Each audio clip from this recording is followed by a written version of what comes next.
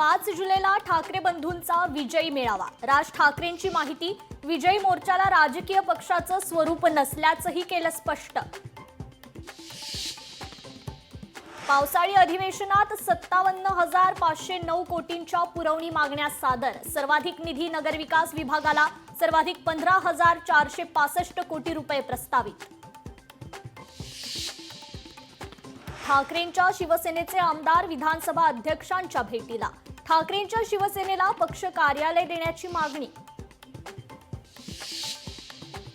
पावसाळी अधिवेशनाच्या ओळखपत्रावरून अशोक स्तंभ गायब। यापूर्वीच्या अधिवेशनाच्या पासेसवर असायचा अशोक स्तंभ, विरोधक सरकारला जाब विचारण्याची शक्यता।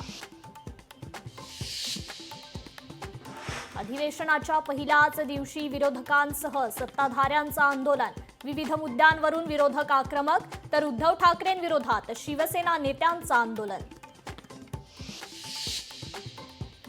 नाशिकच्या चांदोरीत हिट अँड रनची घटना। शाळेत जाताना विद्यार्थिनीला भरधाव वेगाने जाणाऱ्या आयशर ट्रकने चिरडलं।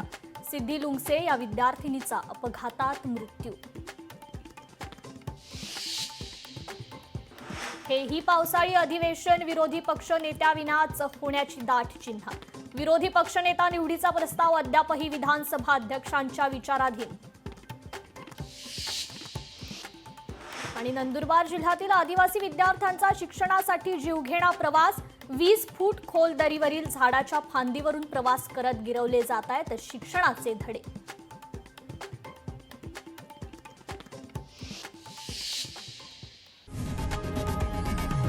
लोकशाही मराठी ऐका, पहा, जागरूक रहा।